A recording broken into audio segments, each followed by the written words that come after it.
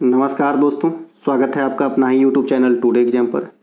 दोस्तों, जैसा कि Bihar SSC, Bihar SI, Bihar police इत्यादि एग्जाम के ऊपर जो 40 वीडियो की सीरीज चलाई जा रही थी, उनमें से आज आप 34वीं क्लास को वॉच करेंगे।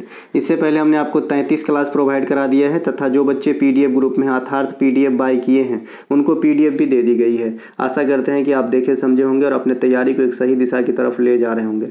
देखिए दोस्तों, जिन बच्चों को पहले का वीडियो नहीं मिल रहा हो, है ना, तो प्लेलिस्ट का लिंक मैं डिस्क्रिप्शन में दे दूंगा, आप वहाँ से जो है वॉच कर सकते हैं। देखिए, बिहार एसएससी का एग्जाम इसी सप्ताह जो है एग्जाम डेट आने वाला था, लेकिन अभी आप सबको पता है कि बिहार के अंदर बाढ़ की स्थिति भयावह हो गई है। इसी कारण अब इस एग्जाम में थोड़ी सी डिले हो जाएगी।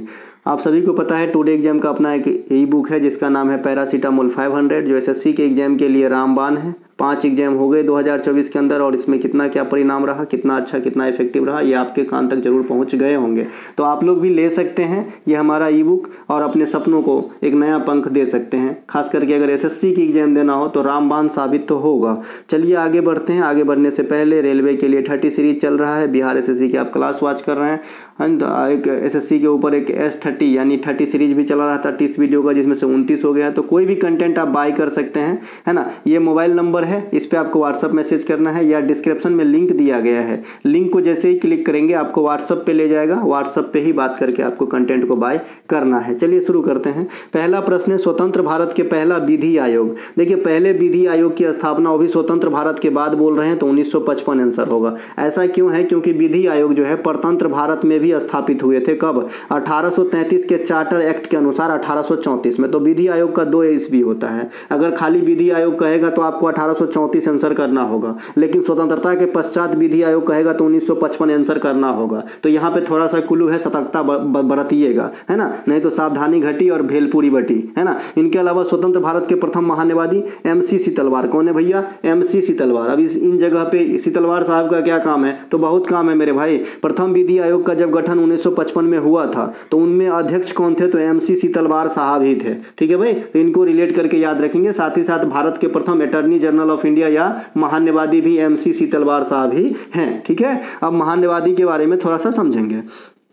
देखिए, महान्यायवादी की नियुक्ति जो है प्रेसिडेंट महोदय करते हैं। ये इंडिया के केंद्र स्तर पे सबसे बड़े विधिक अधिकारी होते हैं। राज्य स्तर पे सबसे बड़े विधिक अधिकारी कौन होते हैं? महाधिवक्ता। और महाधिवक्ता की नियुक्ति कौन करते हैं? आप लोग मुझे कमेंट कीजिएगा, आज देखता हूँ कितने बच्चे सीरियस हैं। ठीक है भाई। इनके अलावा राष्ट्रीय मानवाधिकार आयोग की स्थापना 1993 में हुई थी। राष्ट्रीय महिला आयोग की स्थापना 1992 में हुई थी। देखिए, राष्ट्रीय महिला आयोग की स्थापना भले 1992 में हुआ हो, लेकिन एक क्वेश्चन आपसे यहीं पे पूछता है कि भाई राष्ट्रीय महिला आयोग की स्थापना किस अधिनियम के अनुसार हुआ था? तो राष्ट्रीय महिला आयोग अधिनियम 1990 के अनुसार हुआ था। देखिए आंसर कैसे फट से बदल जाता है। ठीक है मेरे भाई, तो किस अधिनियम के अनुसार हुआ था? तो 90 वाला। कब हुआ था? तो 92 में। प्रथम अध्यक्ष कौन थी? जयंती पटनायक। अभी जो इस्तीफा दिए हैं रेखा शर्मा। तो ये सबको ध्यान रखेंगे, इसीलिए चर्चा की विषय है। इनके अलावा भारत में प्रथम औद्योगिक नीति, है ना, कब आया था? 1948 के अंदर आया था। आजादी के पश्चात प्रथम औद्योगिक नीति। प्रथम औद्योगिक नीति में भारत को उद्योग धंधे को कितने कैडर में बांटा गया था? तो 4 कैडर में बांटा गया था। कितने में? 4 कैडर में। दूसरी बार औद्योगिक नीति कब आया, यानी इसमें संशोधन करके दूसरा औद्योगिक नीति कब लाया गया? 1956 में। 1956 में उद्योग धंधे को कितने पार्ट में बांटे गए? 3 पार्ट में बांटे गए। ठीक है भाई, तो ये ध्यान रखेंगे। भारत के में पहले लोकपाल कब आया अस्तित्व में? तो 2019 में आए थे। कब आए थे? 2019 में आए थे। पहले लोकपाल कौन थे इंडिया के? पिनाकी चंद्र घोष। कौन थे भैया? पिनाकी चंद्र घोष थे। देखिए, भारत में सेकेंड लोकपाल की भी नियुक्ति हो चुकी है, जिनका नाम क्या है? अजय मानिकराम खानविलकर। ये नाम है भाई, इसे VVI करके रख लेंगे, किसी रफ डायरी में जरूर लिख के रखिए, आपको काम आएगा। सीधे सीधे एग्जाम में ये क्वेश्चन आएगा। काला जवान है मेरा, आ जाता है। ठीक है मेरे भाई। इनके अलावा टिस्को की स्थापना 1907 में हुई थी, इन्हें ध्यान रख लेंगे। स्टेट बैंक ऑफ इंडिया की स्थापना 1955 में हुई थी। स्टेट बैंक ऑफ इंडिया वास्तव में क्या है? तो इंपीरियल बैंक ऑफ इंडिया का बदला हुआ नाम है। चूंकि इंपीरियल बैंक ऑफ इंडिया की स्थापना 1921 में 3 बैंकों को मिला के किया गया था, तो ये भी आपको ध्यान रखना है। Bank of Kolkata, bank of Madras और बैंक ऑफ बॉम्बे, इन तीनों को मिला के इंपीरियल बैंक ऑफ इंडिया बनाया गया 1921 के अंदर। यही इंपीरियल बैंक ऑफ इंडिया 1955 में SBI के नाम से फेमस हुआ, जो वर्तमान समय में इंडिया के सार्वजनिक क्षेत्र में सबसे बड़ी बैंकिंग व्यवस्था है। इन्हें ध्यान रखेंगे। RBI की स्थापना 1935 के अंदर होती है, लेकिन राष्ट्रीयकरण 1949 ईस्वी के अंदर किया जाता है। चलते हैं आगे। इनके अलावा भारतीय खेल प्राधिकरण की स्थापना 1984 में हुआ था। Sai sports authority of India, Sai की स्थापना 1984 में हुआ था। और साई में जो पदेन अध्यक्ष होते हैं वो भारत के पीएम होते हैं, यानी प्रधानमंत्री होते हैं, इन्हें ध्यान रखिएगा। योजना आयोग की स्थापना, योजना बनाना इनका प्रमुख काम था। 1950 में स्थापित हुए थे और 2015 में इसी संस्था को टर्मिनेट करके इन जगह पे क्या आ गया, नीति आयोग आ गया। इनके अलावा विश्व व्यापार संगठन की स्थापना कब हुई थी? 1 जनवरी 1995 को विश्व व्यापार संगठन WTO, है ना। तो ये जो भैया है, भारत जो है WTO के कैसा देश है? तो संस्थापक देश में शामिल है, ध्यान रखिएगा। भारत शुरुआत से ही WTO का सदस्य है। इनके मुख्यालय कहाँ पे है? जेनेवा में है। और जेनेवा कहाँ पे है? हमारे गांव के बगल में, स्विट्जरलैंड में, ठीक है। इनके अलावा निम्नलिखित देश तथा उनकी राजधानी के साथ किसका मिलान सही नहीं है? अल्बानिया की राजधानी तिराना एकदम सही है। क्रोएशिया की राजधानी जाग्रेब सही है। बुल्गारिया की राजधानी तालिन कहाँ? सोफिया होना चाहिए। बुल्गारिया की राजधानी कहाँ पे है? सोफिया, है ना, सोफिया। फिनलैंड की राजधानी हेलेंसिकी अपने आप में सही है। तो ऑप्शन नंबर सी यहाँ पे गलत है और जो गलत है वो हमें आंसर कर लेना है। बुल्गारिया की राजधानी सोफिया, मुद्रा लेव है, यहाँ पे लिखा है। आयरलैंड की राजधानी डबलिन है, मुद्रा यूरो है, यूरोजोन में यूरो, है ना। तिमोर लेस्टे की राजधानी दिल्ली है, यहाँ पे 2 मुद्रा चलती है, अमेरिकन डॉलर भी चलती है, USD भी चलती है और इंडोनेशिया की रुपया भी चलती है, ठीक है। तिमोर लेस्टे से एक क्वेश्चन आपसे पूछा जाता है कि आसियान का 11वां सदस्य देश कौन बना, है ना। आसियान का 11वां सदस्य देश। आसियान क्या होता है? बहुत बच्चे फुल फॉर्म बताओ। Association of south east Asian nation. ASEAN की जो 11वां सदस्य थे ना, ये तिमोर लेस्टे बना था। देखिए आसियान कहाँ का देश है? जो इंडिया के लिहाज से ये आपका इंडिया का वेस्टर्न साइड हो गया, ये आपका ईस्टर्न भाग बंगाल की खाड़ी वाला पार्ट हो गया। और ये वाला जो देश है ना, ये सब देश नीचे, है ना, तो ये सब जो है आपका आ जाएगा, जैसे मलेशिया हो जाएगा, इंडोनेशिया हो जाएगा, ब्रुनोई हो जाएगा, ये सब जो है आपका आ जाएगा आसियान के अंदर, ठीक है। इनके अलावा फिलीपींस की राजधानी मनीला, मुद्रा पेसो है। इनके अलावा देखिए यूरो मुद्रा का प्रचलन कब से हुआ था?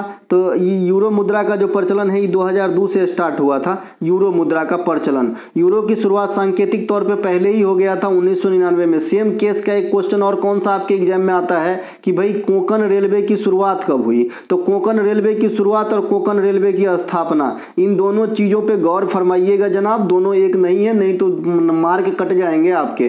कोंकण रेलवे की स्थापना की बात करेंगे ना तो 1990 में ही हो गया था और इनकी परिचालन जो शुरुआत हुई ये 1998 में हुई। तो दोनों बात ध्यान रखिएगा। मुख्यालय कहाँ पे है? बेलापुर CBD नवी मुंबई में है। और 3 गो स्टेट को जो है सेवा देता है, महाराष्ट्र, कर्नाटक और गोवा। कौन सा? कोंकण रेलवे। अब मैं यहाँ से यहाँ आ जाता हूँ। यूरो मुद्रा का प्रचलन अगर फुल फ्लेज में कहेंगे या फिर मुद्रा के रूप में कहेंगे तो 2002 में। इससे पहले 1999 में आपका जो है क्या था? सांकेतिक मुद्रा के तौर पर कार्य करता था। पहली बार 12 देशों ने यूरो अपनाया था। वर्तमान में यूरो जोन में कुल 20 देश है। क्रोएशिया यूरो जोन का आखिरी 20वां देश बना था, इन्हें ध्यान रख लेंगे। सोवियत संघ का विघटन कब हुआ था? 1991 में। कितने देशों में? 15 देशों में। आज भी यह क्वेश्चन सब बिहार में SSC हो गया, इनके अलावा SI हो गया, पुलिस हो गया, रेलवे हो गया, इस सब में पूछा जाता है, ध्यान रखिएगा। 15 भागों में बांटा था, सोवियत संघ का विघटन हुआ था। अब मान लीजिए रूस खुद अभी इतना बड़ा है जो दुनिया में क्षेत्रफल के हिसाब से सबसे बड़े हैं। अगर ये 15 पहले एक साथ हुआ होता तो रहता तो कितना बड़ा था।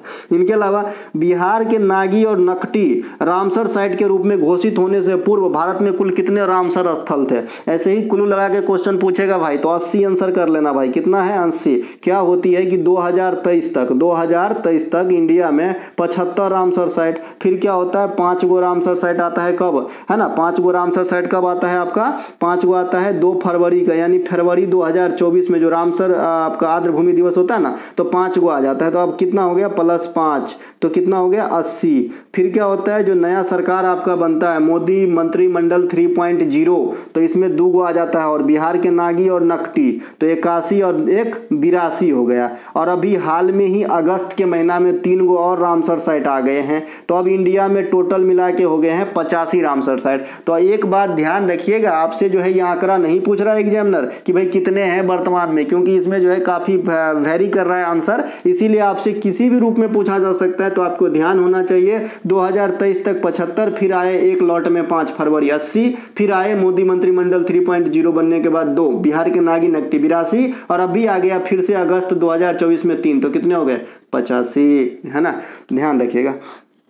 देखिए नागी पक्षी अभयारण्य जो है ये 81वें साइट के रूप में शामिल हुआ था और नकटी जो है ये 82वें साइट के रूप में शामिल हुआ था। कभी कभी इसके जो है नंबरिंग भी पूछता है यूनेस्को का और रामसर का, ध्यान रखिएगा, ठीक है। यूनेस्को का नंबरिंग अगर पूछता है तो हाल फिलहाल तो 41वां शांति निकेतन, 42वां होयसल मंदिर समूह और 43वां असम का जो अहोम परिवार का जो दफनाने की जगह है ना। तो ये तीनों ध्यान रखिएगा, 41वां, 42वां, 43वां। यूनेस्को में 43 साइट हो गए हैं, रामसर में 85 साइट हो गए हैं इंडिया के अंदर।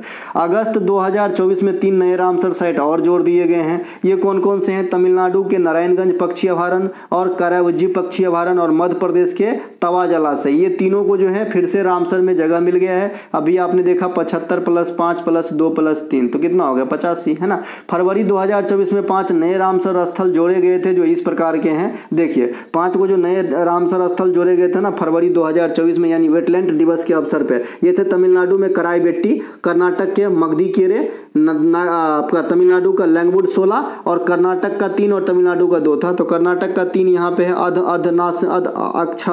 अंक समुद्रा, ठीक है, और एक अघनासनी, अघनासनी भी है भाई, मैं इतना जल्दी बूढ़ा नहीं होऊंगा भाई। यहाँ पे लिखा है अघनासनी, मुंह में आ रहा था, मुझे लग रहा था यहाँ पे अघनासनी लिखा है, यहाँ पे लिखा है अघनासनी। अघनासनी है, अंक समुद्र है, लॉन्गवुड 16 और आपका कराईबेट्टी तमिलनाडु में, बाद बाकी मगधीकेरे, अघनासनी और अंगवुड अंक समुद्रा, इस प्रकार का ये तीनों जो है कर्नाटक का साइट है, ठीक है। तो 5 गो आए थे फरवरी में, फिर 2 गो आए जून के बाद, अभी 3 गो आए अगस्त में, तो हो गया 85 गो। इनके अलावा बिहार का पहला रामसर कौन सा भाई? कबर झील। ये कहाँ पे है? बेगूसराय के अंदर स्थित है कबर झील, और ये आपका 2020 में जो है रामसर का दर्जा पाया था।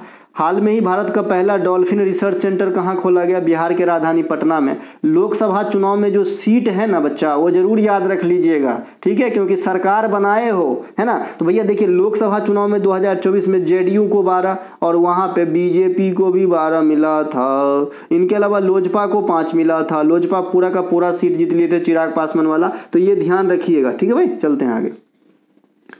वर्ष 2023 में उत्तर प्रदेश के कौन चावल को जीआई टैग दिया गया था? तो आदम चीनी चावल। अब नाम ही इतना अच्छा है तो एग्जाम में आने के लिए तो तैयार है, ठीक है। आदम चीनी चावल उत्तर प्रदेश के हैं, इन्हें 2023 में जीआई टैग ज्योग्राफिकल इंडिकेशन से सम्मानित किया गया था। 2023 में उत्तर प्रदेश के बनारसी पान, लंगड़ा आम, हाथरस हींग, है ना, नगीना लकड़ी शिल्प, रामनगर भाटा, बखीरा ब्रासवेयर को जीआई टैग दिया गया। जीआई टैग का पंजीयन कितने वर्षों के लिए होता है? 10 वर्षों के लिए। कितने वर्ष के लिए?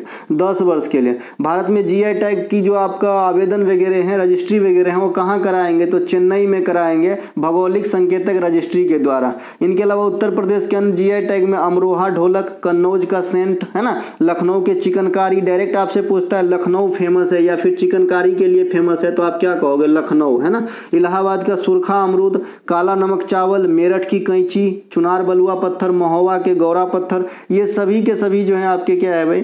जीआई टैग के लिए उपयुक्त है, मिला है इनको। अन्य उत्पाद जैसे फुलकारी, हैंडीक्राफ्ट, फुलकारी ये आपका पंजाब का है, फुलकारी। और वो कलमकारी भी होता है, आंध्र प्रदेश का है। कलमकारी कहाँ का है? आंध्र प्रदेश का है। मिथिला पेंटिंग कहाँ का है? बिहार का है। बर्ली पेंटिंग कहाँ का है? मुंबई का है ना। फर चित्रकला कहाँ का है? फर राजस्थान का। भित्ति चित्रकला कहाँ का है? उड़ीसा का है। तो ये सब जो चित्रण वाला जो है ना, ध्यान रखिएगा। इनके अलावा मधुबनी पेंटिंग को भी जो है सोहराय खोबर कहाँ का है? झारखंड का है। ये सब जो है जीआई टैग प्राप्त किया। अगर इंडिया में सबसे पहले जीआई टैग बात करेंगे तो 2004 में दार्जिलिंग चाय को दिया गया था। मुस्लिम लीग का प्रथम अधिवेशन कब और कहाँ हुआ था? 1908 में अमृतसर के अंदर हुआ था। मुस्लिम लीग की स्थापना 1906 में आगा खां और सलीमुल्लाह खान के द्वारा किया गया था। मुस्लिम लीग ने सीधी कार्यवाही दिवस 16 अगस्त 1946 को जो है आपका मनाया था। इसी प्रकार से आपसे पूछा जाता है कि बंगाल विभाजन किस दिन लागू हुआ था? तो 16 अक्टूबर 1905 को। तो ये बात भी ध्यान रखेंगे, है ना, करजन के समय हुआ था। मुस्लिम लीग की पाकिस्तान की मांग कब करी थी? तो 1940 में करी थी। इनके अलावा अलीगढ़ मुस्लिम विश्वविद्यालय के संस्थापक सर सैयद अहमद खान थे, तो ये ध्यान रखेंगे। फर्गुसन कॉलेज जो महाराष्ट्र में है, इनके संस्थापक में कौन से राजनेता शामिल रहे थे? तो बाल गंगाधर तिलक शामिल रहे थे। नौजवान सभा का गठन 1926 में कौन किए थे? भगत सिंह साहब ने किए थे। इन्हें ध्यान रख लेंगे। इनके अलावा स्वराज पार्टी का गठन मोतीलाल नेहरू और चित्तरंजन दास असहयोग आंदोलन बंद हो जाने के बाद 1923 में किए थे। कांग्रेस सोशलिस्ट पार्टी की स्थापना 1934 में हुआ था। खाली कांग्रेस की स्थापना 1885 में हुआ था, नीचे लिखा हुआ है। राष्ट्रीय बाढ़ आयोग की स्थापना 1976 में हुआ था, है ना, ये ध्यान रखेंगे। इनके अलावा केंद्रीय मृदा संरक्षण बोर्ड का गठन 1953 में किया गया था। इनके अलावा अगला प्रश्न है, लंबाई के प्रयोगात्मक एक फेमटो का मान कितना होता है? तो 10 के पावर माइनस होता है, माइनस में 15। एक फेमटो बराबर 10 के पावर माइनस में 15। एक फेमटो यहाँ पे कितना है? 10 के पावर माइनस में 15 मीटर। एक पिकोमीटर 10 के पावर माइनस 12 मीटर। एक एंगस्ट्रॉम 10 के पावर माइनस 10 मीटर। एक नैनोमीटर, ये तो याद रखने की चीज ही नहीं है, नाम मिलता है 10 के पावर 9 मीटर नैनोमीटर, है ना। एक माइक्रोमीटर 10 के पावर माइनस 6 मीटर। या फिर कभी मैंने देखा है ऐसा भी क्वेश्चन पूछते हुए कि एक माइक्रोमीटर का मान कितना है। अब ये पावर वाले फॉर्म में देता ही नहीं है, तो 0.01 दे देगा, 0.001 दे देगा, 0.0001 दे देगा, या फिर 0.0 सीधे 1 दे देगा। फिर कहेगा कि इसमें कितना mm के बराबर होता है, तो ये आपका हो जाएगा 0.001 mm के बराबर एक माइक्रोमीटर की वैल्यू, है ना। एक प्रकाश वर्ष बराबर 9.467 गुने 10 के पावर 12 किलोमीटर। यहाँ पे मीटर में है इसीलिए 15 लिखा हुआ है, 3 जीरो कम करेंगे किलोमीटर में बदल जाएगी, 12 किलोमीटर हो जाएगी। एक खगोलीय मात्रक बराबर 1.496 गुने 10 के पावर 11 किलोमीटर, है ना। इसी को अपन कन्वर्ट करते हैं 1.5 गुने 10 के पावर 11 मीटर, खाली मीटर लिखिएगा, किलोमीटर नहीं, तो अप्रॉक्स में यहाँ पे लिखा हुआ है, ठीक है। एक आपका पारसेक होता है, यहाँ पे लिखा है 3.26 प्रकाश वर्ष, और प्रकाश वर्ष को आपने ऊपर में देख ही लिया, इनको 3.26 से गुना करेंगे तो एक पारसेक का वैल्यू निकलेगा। और प्रकाश की चाल आप सभी को पता है 3 गुने 10 के पावर 8, 3 गुने, है ना, 10 के पावर 8 मीटर प्रति सेकेंड होता है प्रकाश की चाल। तो ये सब ध्यान रख लेंगे, ये सब आंकड़े डायरेक्ट आपके एग्जाम में छपते हैं। इनके अलावा सर्वोच्च न्यायालय को न्यायिक पुनरावलोकन का अधिकार दोबारा कब प्राप्त हुआ था? तो 43वां संविधान संशोधन 1978 के द्वारा सर्वोच्च न्यायालय की न्यायिक पुनरावलोकन का अधिकार आर्टिकल 137 में, जो आपका मैंने क्या बताया था उस दिन कि सर्वोच्च न्यायालय के कौन कौन से अधिकार है भाई? अपीलीय है, परामर्शदात्री भी है और मौलिक अधिकार भी है। परामर्शदात्री मतलब राष्ट्रपति को परामर्श देने का काम करते हैं आर्टिकल 143 के अनुसार। लेकिन मैंने आज भी राष्ट्रपति वाले क्लास में क्या बताया कि राष्ट्रपति जो है सर्वोच्च न्यायालय के जो सलाह है उसको मानने के लिए बाध्य नहीं है, लेकिन सर्वोच्च न्यायालय अगर कोई फैसला लेता है तो इंडिया के प्रत्येक नागरिक मानने के लिए बाध्य होगी, ठीक है मेरे भाई। इनके अलावा 41वां संविधान संशोधन 76 के द्वारा यूपीएससी के सदस्यों की जो कार्यकाल है ना, अवकाश ग्रहण की उम्र जो है या फिर कार्यकाल है, सही बात है, बढ़ोतरी की गई थी। 42वां संविधान संशोधन भी 76 में होता है। इसके द्वारा बहुत कुछ होता है, लेकिन मौलिक कर्तव्य काफी बार पूछे जाते हैं। तो 42वां संविधान संशोधन के द्वारा संविधान में मौलिक कर्तव्य जोड़े गए थे। शुरुआत में कितने प्रकार के जोड़े गए थे? तो 10 प्रकार के जोड़े गए थे। अभी कितने हैं? 11 प्रकार के मौलिक कर्तव्य है। मौलिक कर्तव्य रूस के संविधान से लिया गया है, भाग 4 के ए में रखा गया है और आर्टिकल 51 के ए में रखा गया है। मैंने अलग अलग मौलिक कर्तव्य को भी आपको दिखा दिया है कि कौन से 51 के ए के 1 में क्या है, 1 के 2 में क्या है, इस प्रकार से दिखा दिया है, ध्यान रखिएगा। इसके अलावा जो मौलिक कर्तव्य है ये स्वर्ण सिंह समिति के अनुशंसा पे जो है जोड़ा गया था। एसएससी बढ़िया बैठ जाता है यार, देखिए स्वर्ण सिंह कमेटी स्वर्ण सिंह कमेटी एसएससी के अनुसार जो है जोड़ा गया था, ठीक है भाई। और जो स्वर्ण सिंह समिति है ये 8 प्रकार के मौलिक कर्तव्य ही जो है सुझाए थे, है ना। 11वां मौलिक कर्तव्य 2002 में शिक्षा से संबंधित ऐड किया गया।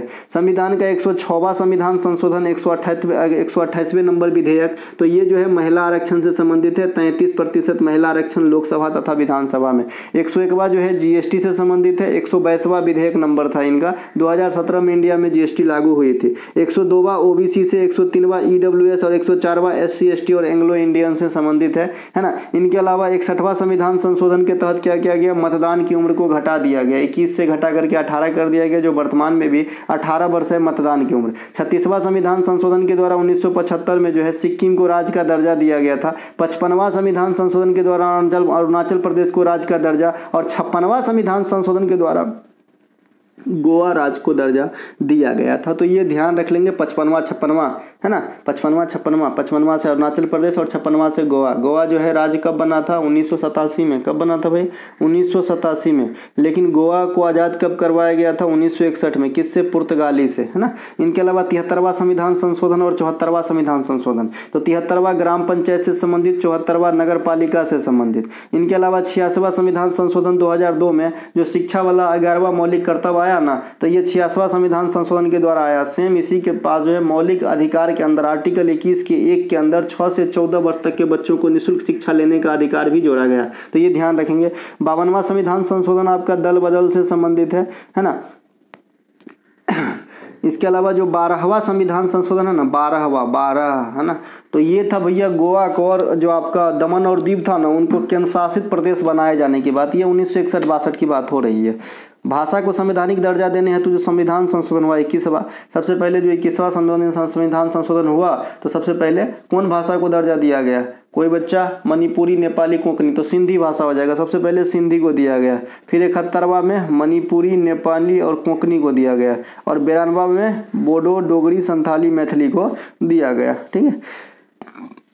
अगला क्या है? ब्लू मून से आप क्या समझते हैं? किसी महीने में आने वाले पूर्ण दूसरा चांद को जो है ब्लू मून कहा जाता है। किसी महीने में आने वाली दूसरा पूरा चांद को ब्लू मून कहा जाता है ना। इसके अलावा पूर्ण चंद्र और उसके अगले चरण की पुनरावृत्ति के बीच का समय अंतराल कितना होता है? 29.53 दिन होता है। पूर्ण चांद और अगले पूर्ण चांद के बीच में लगभग 29 दिन का समय लगता है। चांद पृथ्वी का एकमात्र उपग्रह है। शांति का सागर चंद्रमा पे स्थित है, सी ऑफ ट्रैंक्विलिटी। चांद पे पहुंचने वाला प्रथम व्यक्ति नील आर्मस्ट्रांग है 1969 में। दूसरा व्यक्ति बज एल्ड्रिन है।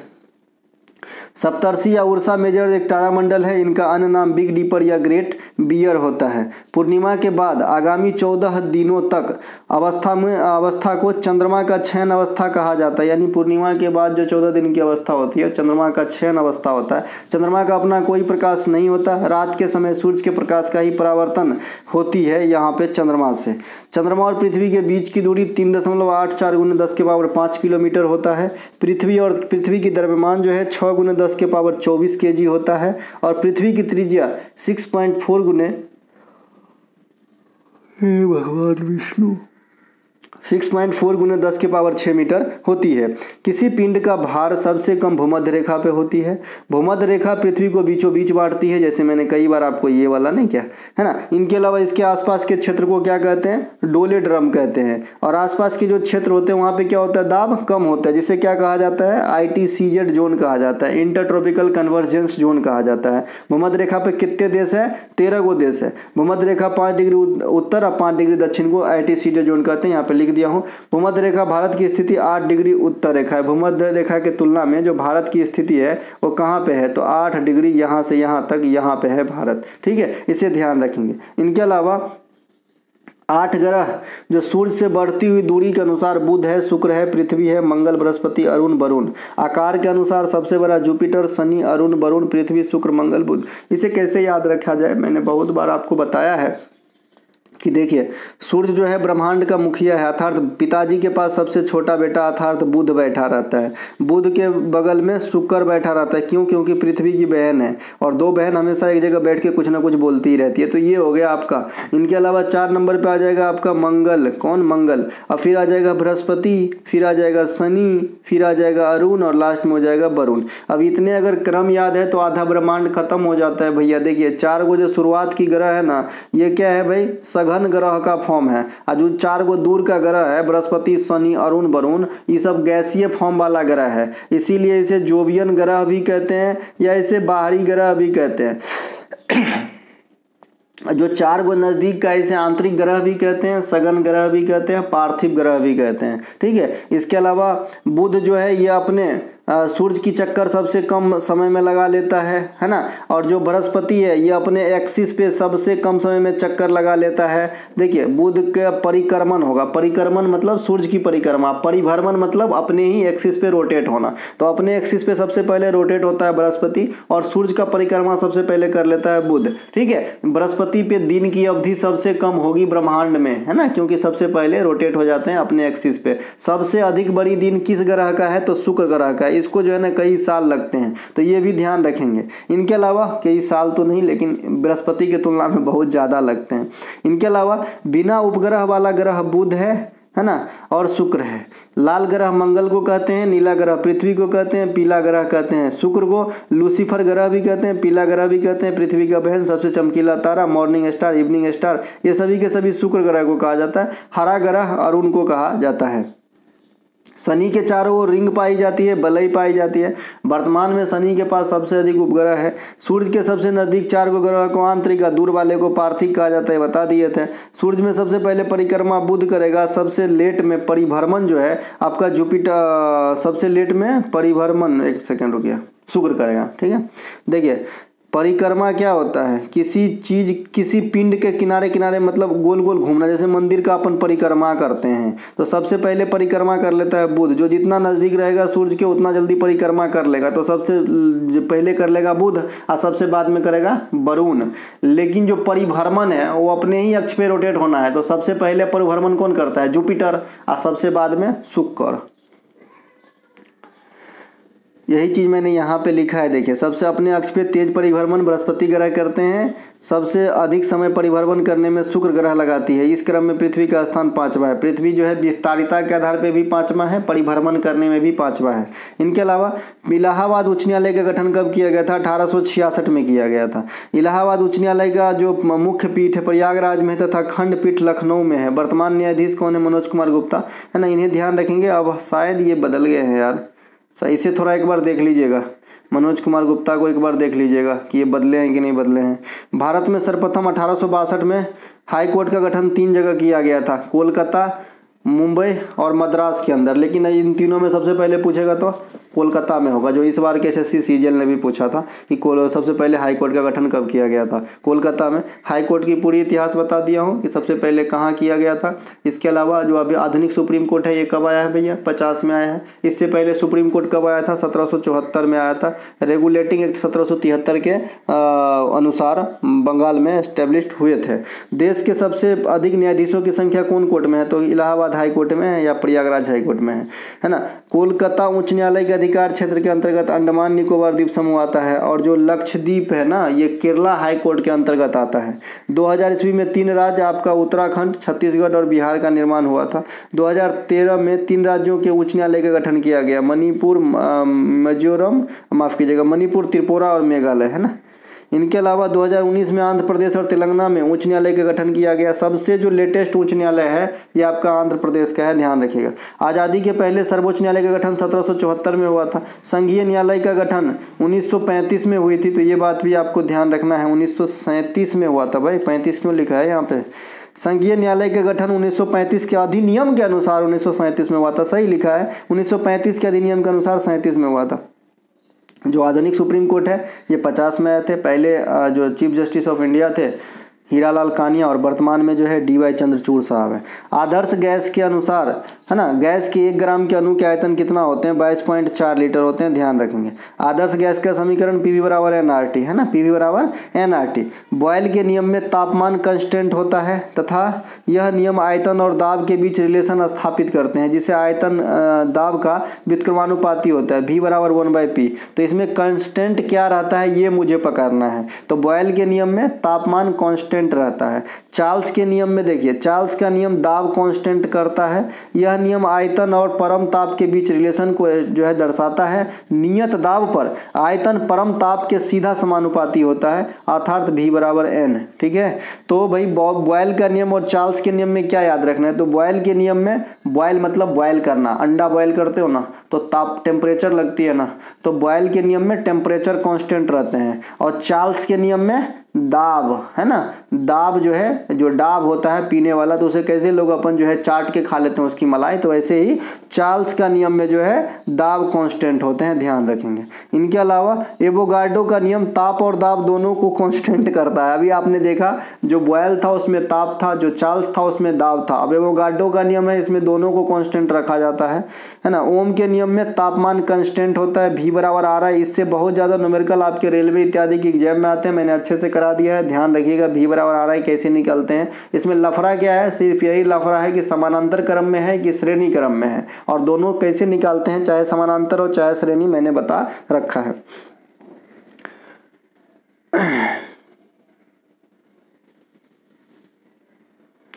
उत्तर प्रदेश के मिर्जापुर के समीप आदिवासी समुदाय के द्वारा कौन सा नृत्य किया जाता है, तो कर्म, है ना। उत्तर प्रदेश में मिर्जापुर इत्यादि क्षेत्र में खरवार जनजाति के द्वारा कर्म नृत्य किया जाता है। देखिए कर्मा अलग है और ये है कर्म। कर्म मतलब कर्तव्य वाला कर्म। कर्मा नृत्य छत्तीसगढ़ में किया जाता है। छत्तीसगढ़ के अन्य लोक नृत्य में पंडवानी, गौरमारिया, है ना, पंथी, पाली, सुवा, सैला, कर्मा, राउत नाचा, पंडवानी लिखा है, क्या लिखा है, बैगा भी होगा। तो ये सब जो है छत्तीसगढ़ के हो जाते हैं। उत्तर प्रदेश के अन्य नृत्य में रास नृत्य, धोबिया नृत्य, चरकुला, नौटंकी, कजरी, ये सब आपको उत्तर प्रदेश में देखने को मिलेगा। मध्य प्रदेश के नृत्य में भगोरिया मिलेगा, है ना, राय मिलेगा, मटकी मिलेगा, जवारा मिलेगा, सोरा मिलेगा, ये सब मध्य प्रदेश के नृत्य है, ध्यान रखेंगे। झारखंड के जनजातीय समुदाय द्वारा मनाए जाने वाली त्योहार सरहुल, जो ओरावन समुदाय के द्वारा मनाया जाता है। सरहुल त्योहार कहाँ पे, झारखंड में होता है बड़े धूमधाम से। इनके अलावा किस खाद्य श्रृंखला में बकरी, लोमड़ी, बाघ है? इस श्रृंखला में तृतीयक उपभोक्ता किसे कहेंगे, तो बाघ को कहेंगे। क्या होगा, नीचे आप सीरीज देखेंगे समझ में आ जाएगा। अब इस श्रृंखला में क्या है, इस खाद्य श्रृंखला में बकरी प्राथमिक उपभोक्ता है जो घास फूस को खा के जी रही है। लोमड़ी क्या कर रहा है, बकरी को खा जा रहा है, द्वितीयक उपभोक्ता बन गए। अब बाघ क्या है कि भाई लोमड़ी को खा जाएगा, तो तृतीयक उपभोक्ता बन गए। ठीक है भाई, क्योंकि उत्पादक कोई भी इंसान नहीं है, उत्पादक सिर्फ पेड़ पौधे हो सकते हैं जो भाई मूवेबल नहीं है। ठीक है, खाद्य श्रृंखला में सबसे नीचे उत्पादक होते हैं और बीच में उपभोक्ता और अंत में अपघटक होते हैं। अपघटक वही है जो प्रकृति को लौटाने का काम करता है, में डिकम्पोज करता है। जैसे जीवाणु और कवक जो है इस सृष्टि के अपमार्जक भी कहलाते हैं, अपघटक हैं।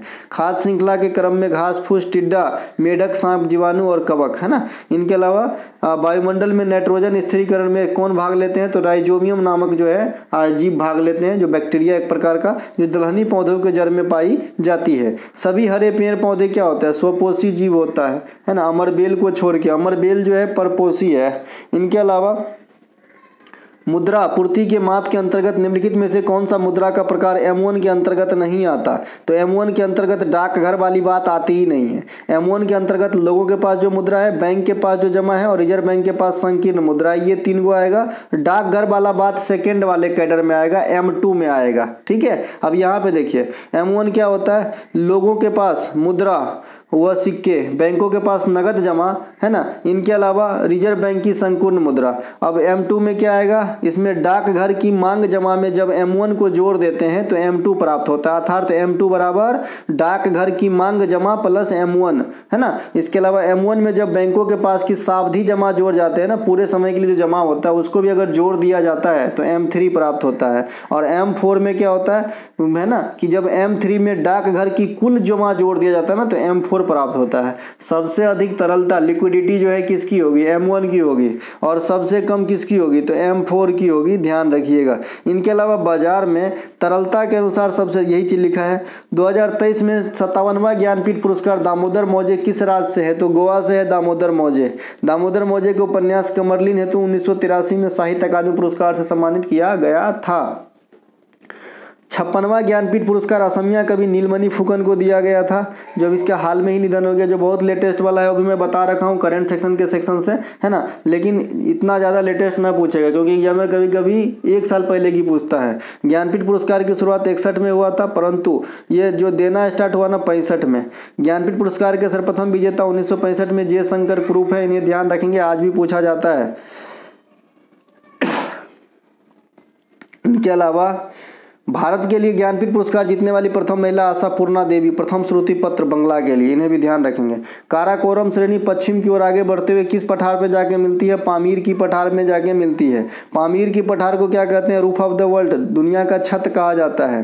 काराकोरम श्रेणी की सबसे ऊंची चोटी कौन है, गॉडविन ऑस्टिन, क्या है भाई, गॉडविन ऑस्टिन। काराकोरम श्रेणी किस हिमालय का पार्ट होगा, तो पंजाब हिमालय का पार्ट होगा, जैसे कि मैंने कल ही पढ़ाया था, है ना। इसके अलावा इसे K2 भी कहा जाता है, इसकी हाइट 86-11 मीटर है।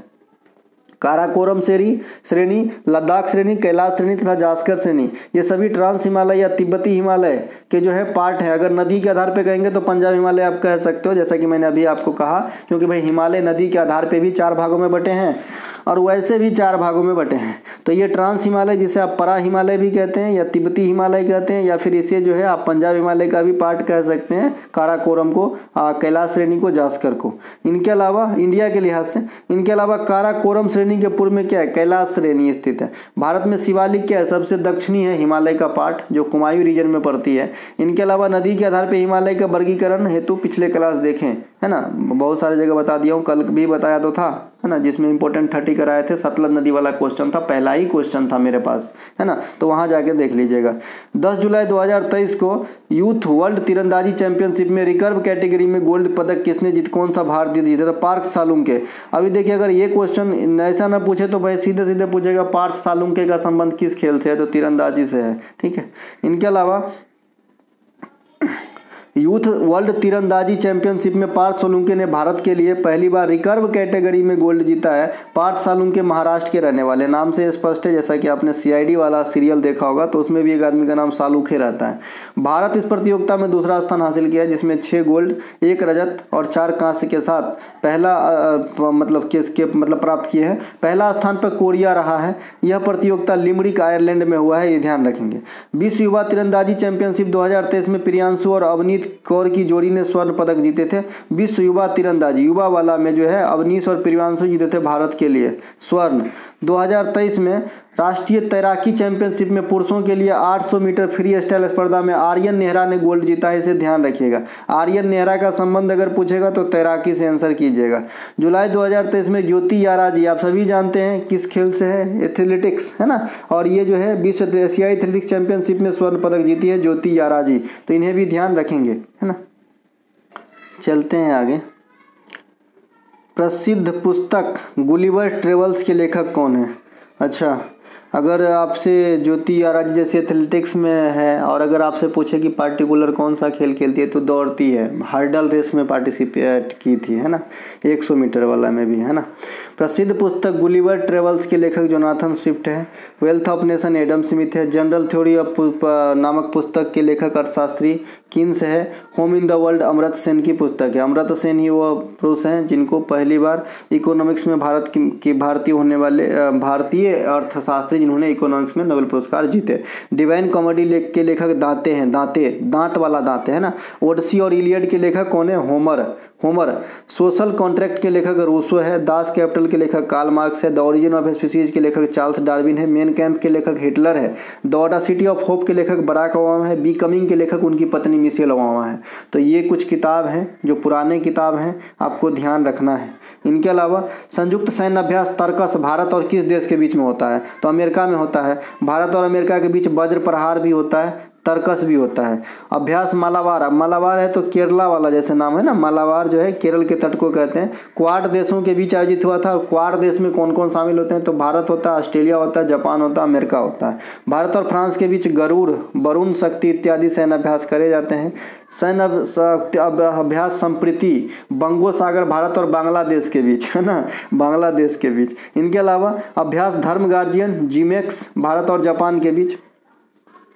भारत और थाईलैंड के बीच अभ्यास मैत्री कोरपाट, ये सब, है ना। गन्ना, कपास और जूट को किस फसल के अंतर्गत रखेंगे? नकदी फसल। कपास की खेती काली मिट्टी में सबसे अधिक होती है। काली मिट्टी को रेगुर मिट्टी कहा जाता है। भारत में डेक्कन ट्रैप जो है काली मिट्टी के लिए जाना जाता है। डेक्कन के पठारी भाग में डेक्कन का पठार जो है ये 8 राज्यों से होकर गुजरते हैं। पठार की बनावट आग्नेय चट्टान से निर्मित है। और काली मिट्टी का निर्माण कैसे होता है? आग्नेय चट्टान के क्षरण से होता है। तो इसीलिए डेक्कन के पठार के आसपास का ना कोई दिक्कत नहीं होगा। रबी के फसल अक्टूबर नवंबर में बोई जाती है तथा मार्च अप्रैल में काटी जाती है, जैसे गेहूं, सरसों, चना। खरीफ फसल वैसा फसल जो मानसून के साथ बोई जाती है या फिर रोपी जाती है, जैसे धान वगैरह, है ना।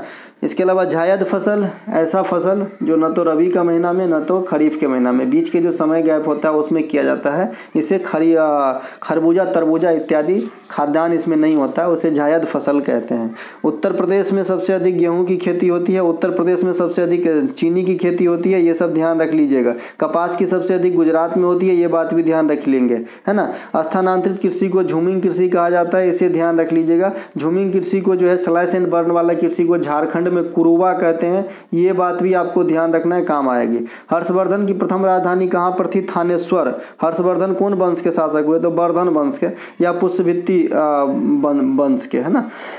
नहीं, वर्धन वंश के होंगे, पुष्पवृत्ति वर्धन जो है फाउंडर थे, है ना, ऐसा होगा, है ना। इसके अलावा जो आपका नहीं, या तो आप हर्षवर्धन को वर्धन वंश भी कह सकते हो या पुष्पवृत्ति वंश भी कह सकते हो, कोई दिक्कत नहीं है, एक ही होता है, ये मैं समझाना चाह रहा था। हर्षवर्धन की प्रारंभिक राजधानी थानेसर है, दूसरी राजधानी इनकी कन्नौज थी, है ना, कन्नौज। ये वही कन्नौज है जिसके लिए त्रिपक्षीय संघर्ष हुआ था पाल प्रतिहार और राष्ट्रकूटों के बीच में, ध्यान रखेंगे। ये वही कन्नौज है जहाँ का इत्र काफ़ी फेमस होता है ना। इनके अलावा हर्षवर्धन 606 ईस्वी में 16 वर्ष की उम्र में गद्दी पर बैठा था अपने भाई के बाद, है ना। थानेश्वर से राजधानी ट्रांसफर कर लिया था, कहाँ पे, कन्नौज। हर्षवर्धन के काल में हेनसांग भारत आए थे। नागानंद, रत्नावली, प्रियदर्शिका, ये तीनों ग्रंथिका जो है हर्षवर्धन ने खुद लिखा है। और हर्षवर्धन के राजकवि जो थे आपका बाणभट्ट, इन्होंने जो है हर्षचरित की रचना करी है, यहाँ पे देखिए। इनके अलावा राजा हर्षवर्धन और चालुक्य शासक पुलकेशिन द्वितीय के बीच जो नर्मदा नदी के तट पे युद्ध हुआ था, ये कब हुआ था, तो 618 में हुआ था, जिसमें हर्षवर्धन की हार हुई थी। इस युद्ध के बारे में जानकारी कहाँ से प्राप्त होता है, ऐहोल अभिलेख से प्राप्त होता है ना, जो कवि रवि कीर्ति के द्वारा जो है लिखा गया था, है ना। इनके अलावा मोहम्मद बिन तुगलक ने सल्तनत काल में अपनी राजधानी दिल्ली से कहाँ पे ट्रांसफर कर लिया था, दौलताबाद। चंद्रगुप्त द्वितीय की प्रथम राजधानी पाटलिपुत्रा, दूसरी राजधानी उज्जैनी थी। तो यहाँ पे राजधानी के ट्रांसफर से बात हमने देखा। मई जून 2023 में HCL ने कहाँ पे 500 करोड़ रुपए की लागत से एथेनॉल प्लांट स्थापित करने की मंशा जारी की है। एथेनॉल हो गया या फिर हाइड्रोजन प्लांट होगा, ये काफ़ी चर्चा का चीज़ रहेगा, क्योंकि एथेनॉल को जो आपका परिवहन मंत्री है गडकरी साहब, इन्होंने जो है वैकल्पिक नहीं, मेन ईंधन के रूप में जो है लाने की बात कही थी। तो इसीलिए ऐसे जहाँ भी आपके फैक्ट्रियाँ वगैरह लगेंगे आपको काम आएगा एग्जाम के अंदर, ठीक है। तो हिमाचल प्रदेश में लगाया गया था। देश के पहले अनाज आधारित एथेनॉल संयंत्र 2021 में बिहार के पूर्णिया में लगाया गया था। देश के पहले शुद्ध ग्रीन हाइड्रोजन प्लांट असम के जोरहाट में लगाया गया था। सेमीकंडक्टर नीति शुरू करने वाले प्रथम राज्य हैं अपना असम, है ना, नहीं माफ कीजिएगा, गुजरात होगा सेमीकंडक्टर वाला, हाँ गुजरात ही है। एशिया का सबसे बड़ा बायोगैस प्लांट लगाया गया इंदौर के अंदर। इंदौर इंडिया के सबसे क्लीनेस्ट सिटी है। भारत ही नहीं दुनिया में पहला CNG टर्मिनस गुजरात के भावनगर में लगाया गया था। इनके अलावा प्रसिद्ध वाटरलू का युद्ध कब हुआ था, 1815 में हुआ था। वाटरलू नेपोलियन बोनापार्ट ने आत्मसमर्पण किए थे। नेपोलियन बोनापार्ट कहाँ के रहने वाले थे, फ्रांस के रहने वाले थे। नेपोलियन, भारत ने का नेपोलियन किसे कहते हैं, समुद्रगुप्त को कहते हैं। ईरान का नेपोलियन किसे कहते हैं, नादिर शाह को कहते हैं। नेपोलियन बोनापार्ट ने आत्मसमर्पण के बाद फ्रांस का राजा कौन बना, लुई 18वां बना था। इनके अलावा प्रसिद्ध ट्रिफलगर का युद्ध कब हुआ था, 1805 में हुआ था। कब हुआ था, 1805 में हुआ था। अंग्रेजी सेना और फ्रांसीसी सेना के बीच में हुआ था। यह एक समुद्री युद्ध था। इसी प्रकार से एक बार्डिवास का युद्ध 1760 में हुआ था अंग्रेजी और फ्रांसीसी सेना के बीच। कर्नाटक की तृतीय लड़ाई भी इसे कहते हैं, और इसमें जो है फ्रांसीसी सेना की बहुत बुरी तरह से हार हुआ था। सप्तवर्षीय युद्ध ये कहाँ हुआ था भाई, है ना, फ्रांसीसी सम्राट लुई 15वां के समय में हुआ था सप्तवर्षीय युद्ध, है ना।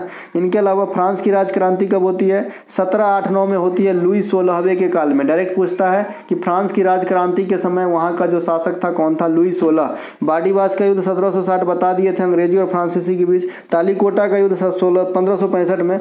विजयनगर का पतन यहीं से स्टार्ट होता है। विजयनगर पे 4 राजवंश ने शासन किया था, संगम वंश, तुलुप वंश, सुलुभ वंश, अविदु वंश, है ना। बिलग्राम का युद्ध कब हुआ था, 1540 में, हुमायूं और किसके बीच, है ना, शेरशाह सूरी के बीच। 1659 में देवराय का युद्ध किसके बीच में हुआ था, तो आपका दारा सिको और उनका जो भाई था भैया, क्या नाम था भैया, औरंगजेब, है ना। इनके अलावा 1857 के विद्रोह का तत्कालिक कारण चर्बी वाला कारतूस। प्रथम युद्ध का तत्कालिक कारण ऑस्ट्रिया की राजधानी फर्डिनेंट, इस प्रकार से नाम है, फर्डिनेंट, उनकी हत्या कर दी गई थी। तो ये प्रथम युद्ध का कारण बना था। द्वितीय विश्व युद्ध का तत्कालिक कारण पोलैंड पर जर्मनी का आक्रमण था। ये भी क्वेश्चन आपके बिहार में पूछे जाते हैं। इनके अलावा इंदिरा आवास योजना का नाम बदलकर प्रधानमंत्री आवास योजना कब किया गया, 2016 में। और जो भी इस प्रकार का और है, जैसे कि मेजर ध्यानचंद खेल रत्न अवार्ड, जो राजीव गांधी खेल रत्न अवार्ड हुआ करता था, तो 2021 में नाम परिवर्तन करा गया था। प्रधानमंत्री आवास योजना की शुरुआत तत्कालीन प्रधानमंत्री राजीव गांधी के द्वारा भारत के प्रथम महिला प्रधानमंत्री इंदिरा गांधी के नाम पर इंदिरा आवास योजना के नाम से 85-86 में स्टार्ट किया गया था। 2016 में इसे जो है प्रधानमंत्री आवास योजना नाम दे दिया गया। प्रधानमंत्री आवास योजना शहरी की शुरुआत भी 2015 में की गई थी। इस योजना को वर्ष का लक्ष्य वर्ष 2022 तक शहरी इलाकों में सभी झुग्गी झोपड़ियों के लिए ना घर मुहैया कराना है। राजीव गांधी खेल रत्न पुरस्कार का नाम नाम बदलकर मेजर ध्यानचंद 2021 में करा गया। 2023 में मेजर ध्यानचंद चिराग शेट्टी और आपका जो है सात्विक साईराज को दिया गया है। प्रधानमंत्री ग्रामोदय योजना 2020 में स्टार्ट होती है। अंत्योदय योजना की शुरुआत 2000 में होती है। मनरेगा है ना वर्तमान में कितने दिन का रोजगार देता है, तो 100 दिन का रोजगार देता है, ये ध्यान रखिएगा। प्रधानमंत्री फसल बीमा योजना भारत में पहली स्थान पर कौन है, कर्नाटक राज्य। प्रधानमंत्री फसल बीमा योजना पहला स्थान कर्नाटक राज्य का है, ध्यान रखेंगे। इनके अलावा मई 2023 में पूर्वोत्तर भारत का पहला वंदे भारत एक्सप्रेस कौन सा चला था। देखिए पूर्वोत्तर भारत का पहला एम्स भी पूछा जाएगा, एम्स है ना, तो पहला एम्स पूछा जाएगा तो गुवाहाटी होगा, गुवाहाटी है ना। और पहला अगर आपसे पूछेगा वंदे भारत एक्सप्रेस तो ये चला था गुवाहाटी से जलपाईगुड़ी, यहाँ भी गुवाहाटी है ना। और पहला एम्स भी गुवाहाटी में ही होगा पूर्वोत्तर भारत का। वंदे भारत एक्सप्रेस 2019 में चला था। दक्षिण भारत में पहले वंदे भारत एक्सप्रेस बंगलुरु से है ना रायना स्टेशन मैसूर तक चलाया गया था। वंदे भारत एक्सप्रेस का निर्माण Chennai integral coach factory ICF के द्वारा किया जाता है। वंदे भारत को ट्रेन 18 भी कहा जाता है। इंडिया में रेलवे की शुरुआत 1853 में हुई थी। मेट्रो की शुरुआत 1984 में सबसे पहले कोलकाता में हुआ था। अंडर वाटर मेट्रो 2024 में अभी कोलकाता में स्थापित किए गए हैं, है ना। कोंकण रेलवे की शुरुआत 1990 में हुई थी, लेकिन परिचालन व्यवस्था शुरुआत किया था 1998 में। तो इस प्रकार के कुछ एक क्वेश्चन जो आज का बिहार SSC के इस क्लास में देखे हैं, अच्छा लगा हो तो लाइक कीजिएगा, है ना। कोई भी हमारा पेड कंटेंट चाहिए डिस्क्रिप्शन में लिंक है, आप लोग ले सकते हैं, है ना। व्हाट्सएप के थ्रू बाय कर सकते हैं। मिलेंगे अगले वीडियो में, तब तक के लिए जय हिंद।